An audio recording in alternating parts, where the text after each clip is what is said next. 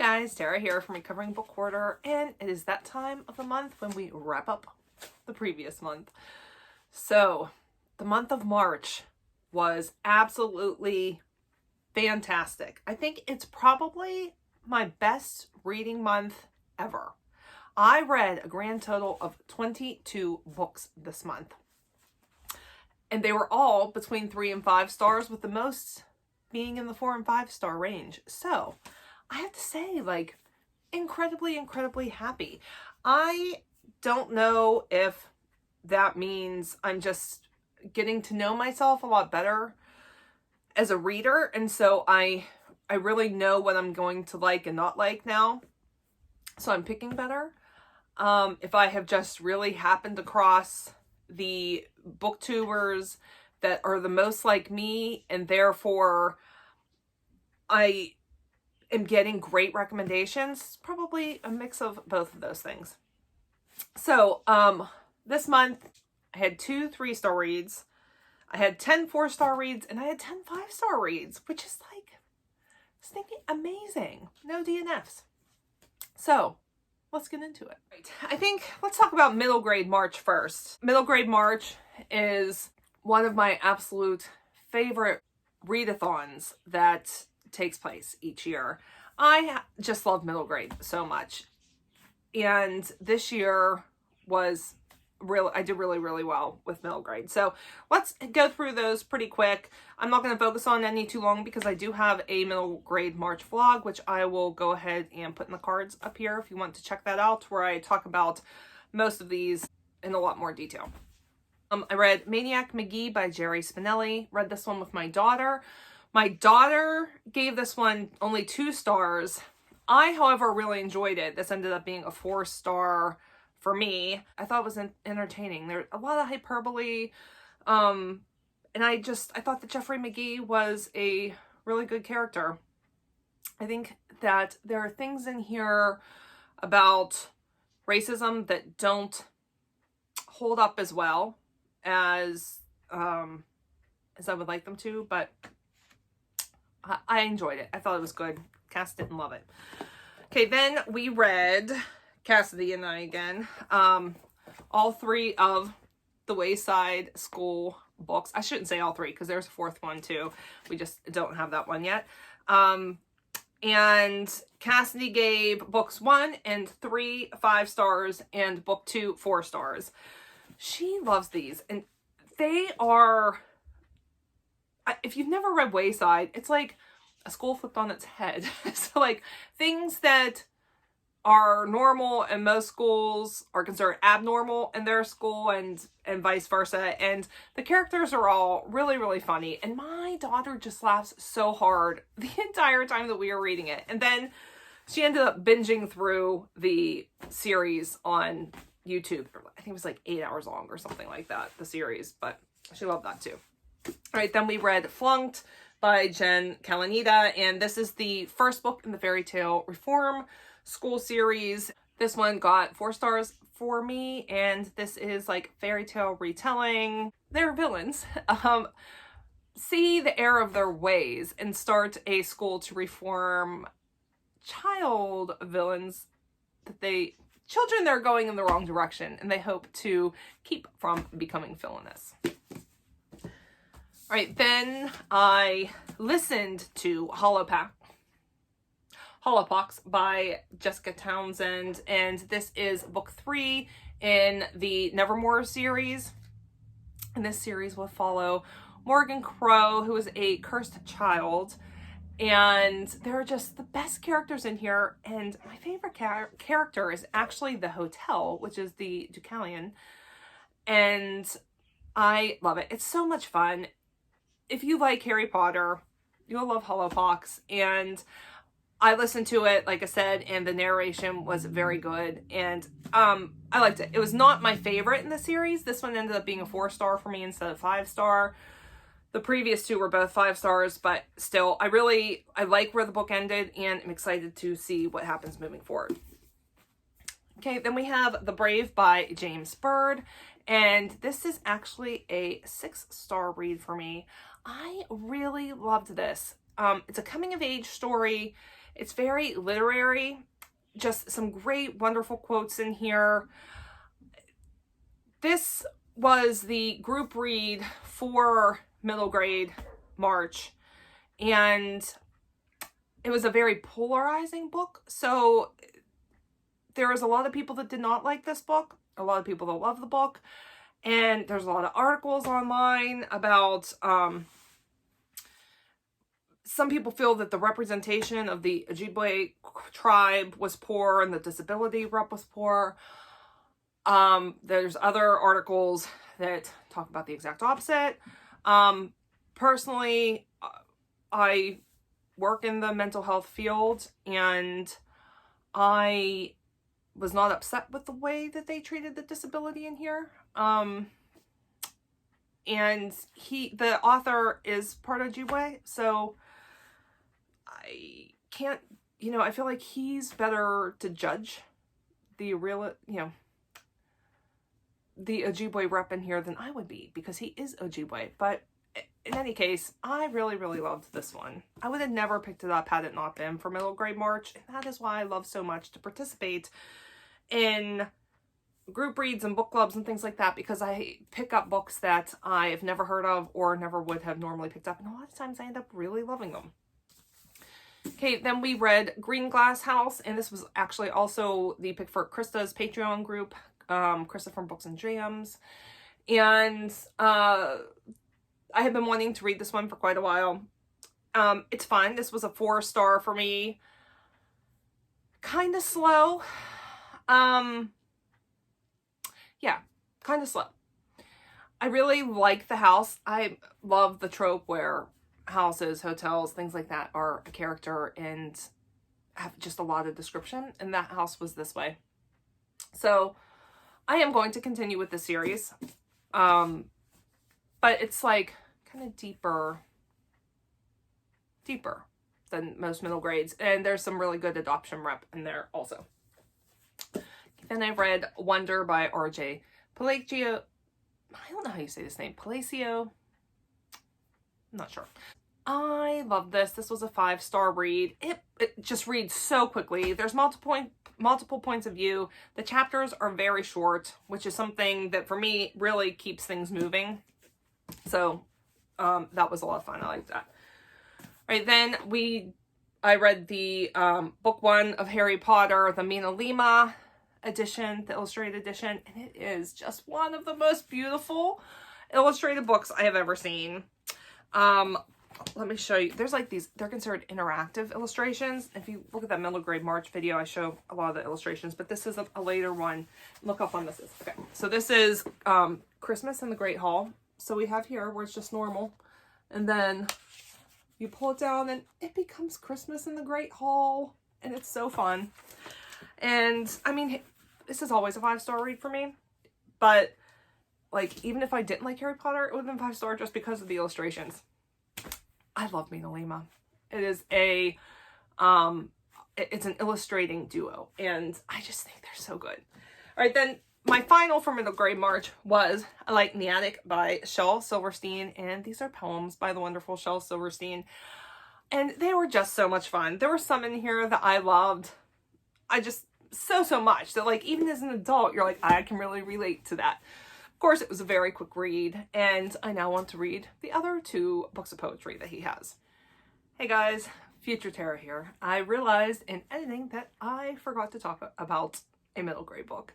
Not because it wasn't good, but because I actually did my wrap up a little bit differently this time and was counting on seeing the physical books to talk about them.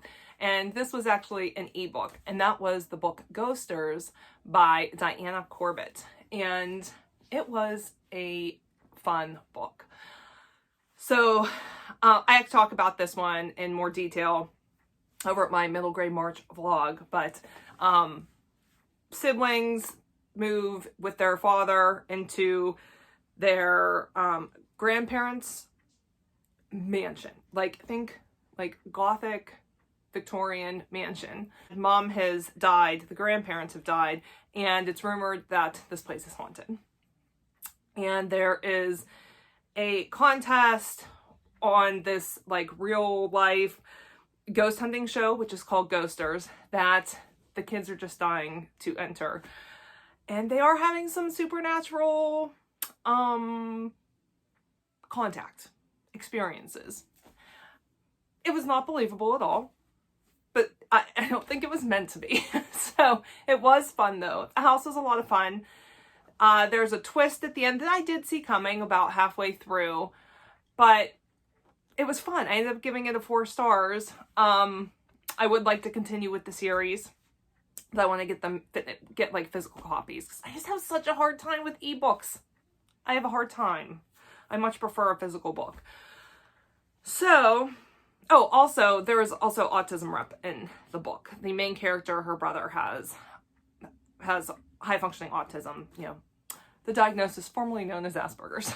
So anyway, okay, back to regular programming. All right, so those were my middle grade March. Now, let's get into my non-middle grade picks. We'll start with my 3-star and work our way up to my 5 stars. So first I have book 3 of the 1Q84 series. Like I said, this was a 3-star book. This is hard for me. I was very invested in the story. I was confused a lot while reading it. It's a beautiful story, yet there's parts that are very uncomfortable. I think my issue with it is it reminds me of Stephen King in the sense of like, there is so much detail that's just absolutely unnecessary and has nothing at all to do with the plot of the story. And that just takes away from it for me. I do like Haruki Murakami better than Stephen King, but I've broken up with Stephen King. I don't think I'll be reading any more Haruki Murakami either. But I do think that if you are a fan of Stephen King, that you would really like these books. So it's kind of like a sci-fi, there's magical realism, some like time travel kind of thing. A lot of inspiration from the book 1984, which is also one of my least favorite books of all time. So, like I said, it was 3 stars. I can't remember what I gave the first 2, but that's where it falls. All right, my 4-star books. Growing Up Dead: The Hallucinated Confessions of a Teenage Deadhead by Peter Connors, and I felt like I was at a concert. I was at a show. I was living the life. I was in Shakedown. It was just, if you're a fan of The Grateful Dead or Fish or Widespread Panic, all of those jam bands, if you're a fan of jam bands, you will be transported by this book. Yeah, it's a memoir. It's all about Peter Connors, who started touring to see the dead. I don't want to say touring with the dead, because if you're not like somebody that's into the scene, you'll think they actually were touring with the band, and they're not. They tour, they go around from show to show, usually, you know, in their case, in the VW camper bus. And it was so descriptive, and as someone who really enjoys these shows, my husband, who's obsessed with these shows, I told him as soon as I did this wrap up, he needs to read this because he's going to feel like he is at a show. So yeah, that one was good. All right, then I read The Invisible Library by Genevieve Cogman, and I enjoyed this atmosphere. This was very steampunk-esque. It's about a librarian who goes into alternative realities. So in here they go to, I think it's, I read this a while ago, Alternative London, I think it is, and very steampunk, which I love steampunk. And yeah, I mean, it was fun. The atmosphere, I think, was my favorite part of it. And there was more to this series, and I just haven't decided if I wanted to continue with it or not. Maybe. Probably if I find like if I find the book cheap, then maybe I'll continue with it. Then The Pull of the Stars by Emma Donohoe, and you know, I don't know if it's Donohoe or Donahue. I think it's Donahue.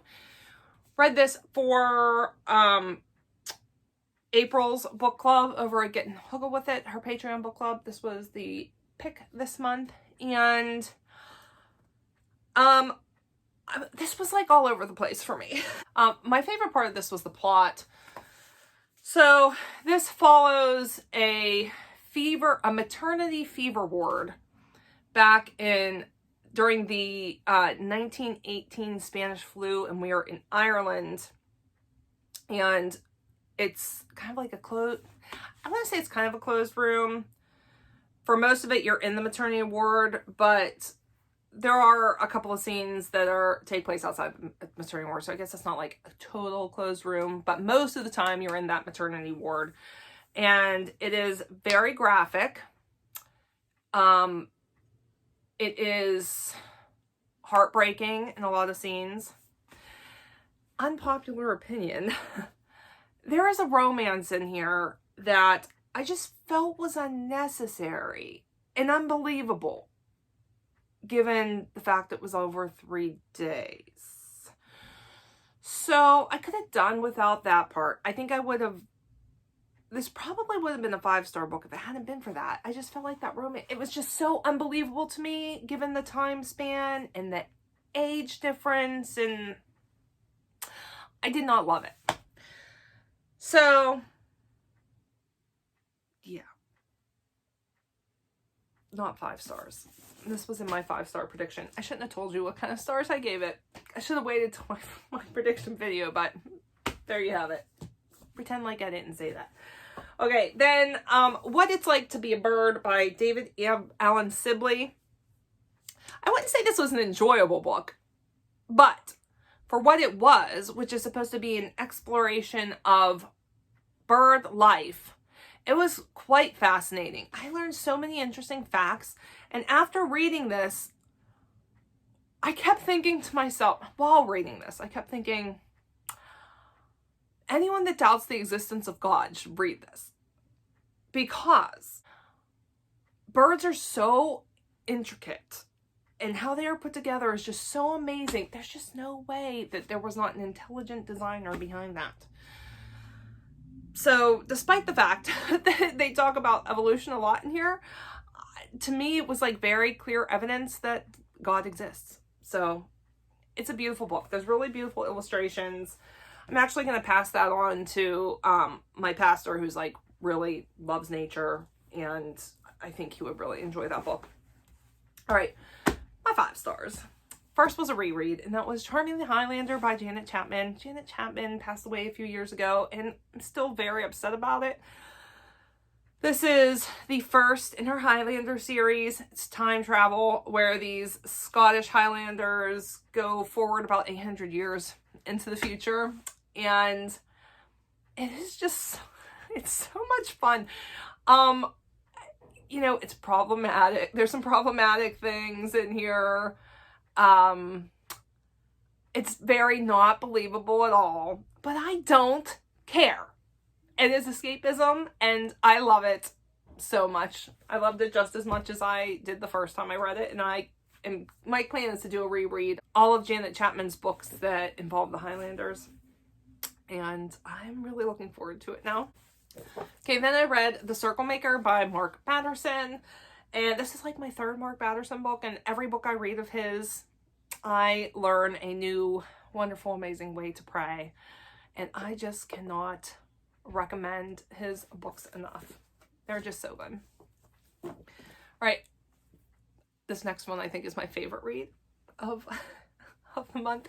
This was given to me, this whole series was given to me by my friend Beverly, who has since passed away, and it's been on my shelf since she had moved to California a couple years ago, and I don't know, I didn't think I'd like it for whatever reason, but I got like recommended by a friend as one of my spins for March, and I chose this one, and I am so happy I did, and now I cannot wait to read the rest of the series. That is called A Noble Masquerade by Christy Ann Hunter, and it is the first in the Hawthorne House series, and this is a Christian Regency romance, and I loved it so much. It was so much fun. I laughed out loud so many times. I loved the characters. The man in here I see as what's his name? Cavalli? Oh, Henry? Oh gosh, I'll put his name up here. I can see his face, and his last name's Cavalli. That's who I pictured the whole time in my head. And anyways, it was so much fun, and I cannot wait to read the rest of the series now. Loved it. Okay, then this one was kind of sad for me because it's the end of the series. It's the end. So the sad part is that it's finished, and that is Kingdom of Shadow and Light by Kara Marie Moning, and this is from her Fever series. I adore these characters so much. There was crossover characters from her very, very first books in here, and it was just wrapped up so beautifully and perfectly. Now, some of it when you read, you're like, was that plausible? I don't care. I don't care. I just am so happy that things ended the way they did for my characters. And I'm sad that I'm not going to get any more in this universe. Thank you, Karen. Thank you, Karen Moning. This has been in my life for so long. It's been well over a decade. Well over a decade. Oh my goodness. Probably 15, 16 years that I've been reading these books. And I'm including like the Highlander series and that and everything too, because they all cross over. And I'm hoping she does more. Kara Marie Moning's had a lot of health issues. And I'm just worried that she might not be intending to write more books. But I don't know that for sure. I'm hoping that that's not the case. And she does come out with some more. All right. Last book of the month. And I love this one too. That was The Last Time I Lied by Riley Sager. This kept me guessing. I definitely did not see the twist coming at the end. And I don't want to give too much away because I want everybody to be surprised. But the funny piece about this, you know, like sometimes you'll read a book and you'll say, that author is definitely not the same sex as a character that he's writing about. That happened in here. I wasn't sure if Riley Sager was a male or a female because there's no pictures in the books that I've read. And I got to this one scene and I was like, I bet he is male and not female. So I had to look it up and I was correct. And that scene was a girl gets her first period. And how that was handled and something that happened in there. A woman would know you cannot write that scene that way. And I'll just leave it at that. If you've read this book and you're a woman, I think that you'll know what I'm talking about. It just doesn't happen the first time you get your period. So, anyway, that is my March. Like I said, it was great. It was an absolutely wonderful, wonderful reading month, and I really could not be happier with it. So, if you guys read any of these, do you want to read any of these now? What are your thoughts? I would love to interact with you guys down in the comments. If you like what you see, don't forget to give me a thumbs up. Go over and hit that subscribe button. If you would like to find me on other platforms, there's a bunch of links down in the description for where you can find me. And I will see you guys later. Bye.